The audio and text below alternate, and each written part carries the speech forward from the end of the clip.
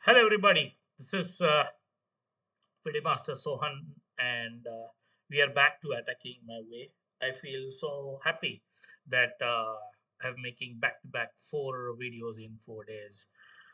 I was perhaps very bad with my earlier consistency. Anyways, so today's topic is breaking the fortress, and as you can see, fortress is the fort which the king sits behind, just like for black. This is a fortress. It's like a fort. The king stands safe, and breaking the fortress is one of the attacking technique which we are going to see. Generally, people castle to be safe, to save the king, but sometimes we can break that the castled position. The castle we can break with help of some artillery, or I would say some lot of weapons. So this is a position black to play. What will you play? Uh, you need little bit more of deep insight. It's not like one more tactic, and it should be based on the fact. So you can see unnecessary white has played this move g4. I think maybe he has played it just now. Maybe because he thought that knight f4 is not possible and he has to go back and he can play like that. But a little did he know, like black is not at all interested in retreating. So can you find a move for black? Okay, so you this is not a move where you find a move and black wins. It is more of a deep understanding. Like we get something, then we plan something, and the ultimate aim is that this that etc. Like that. So you need to have exactly what you need to be clear, like what you are looking for. So let's take, I mean, if you retreat, then this is so lame. It's not working. So yeah, you can see that h3 is weak. This bishop is good, and this bishop also can come into play. So black plays a beautiful move, queen h4. Now, simple move, black threatens either bishop g4, that's and queen h3 too. So if you have played g4, then you have to play gh5 and see what is happening. So naturally now you're down a piece. So black plays queen h3. Idea is queen h2 mate.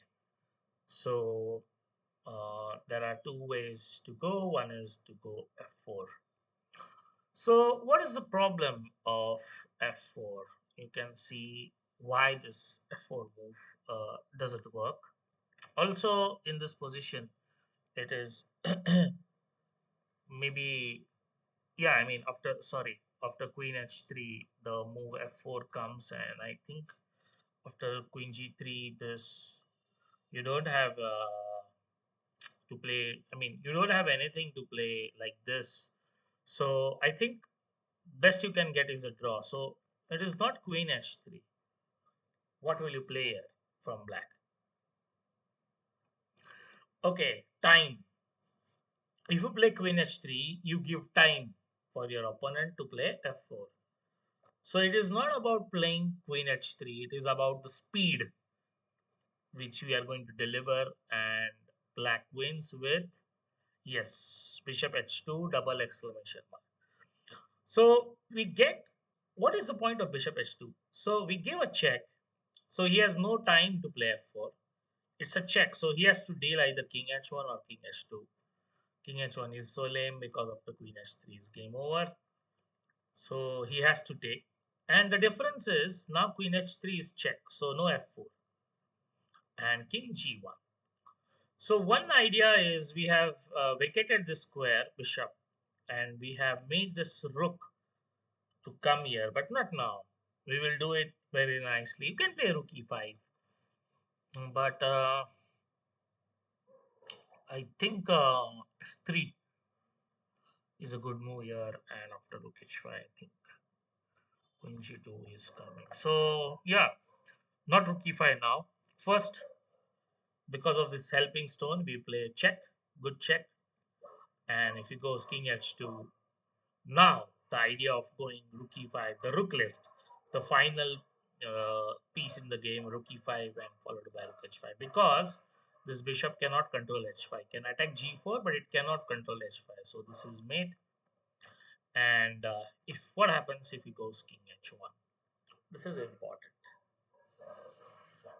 Okay, now if you play rook e5, the problem is, can you find a defense for white?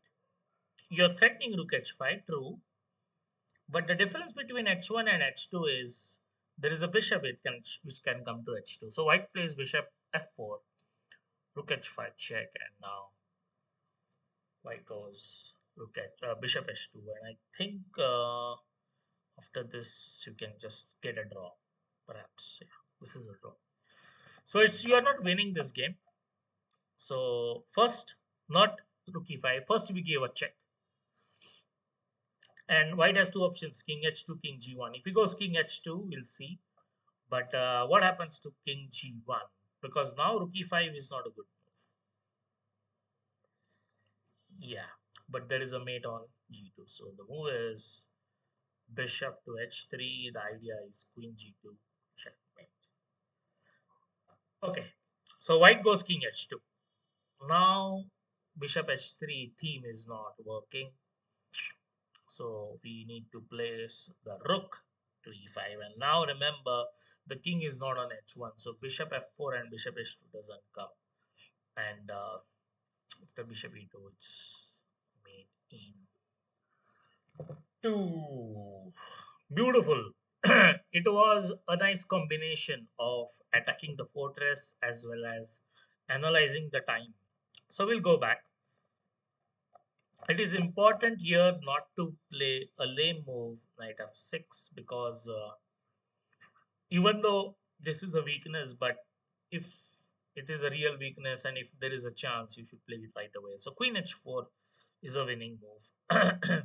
You're threatening bishop g4. First of all, it's mate on h2 after that. So he has to take, and after this, not queen h3. First, you gave a check, ask to get out, and then play this, and rook h5 is mate. So a small illustration of breaking the fortress. It is a very common topic. Nothing new about this. I understand, but it was not just breaking the fortress. It was a combination of few other things as well. And I thought this is very instructive, so thought to share. Thank you for watching. See you tomorrow.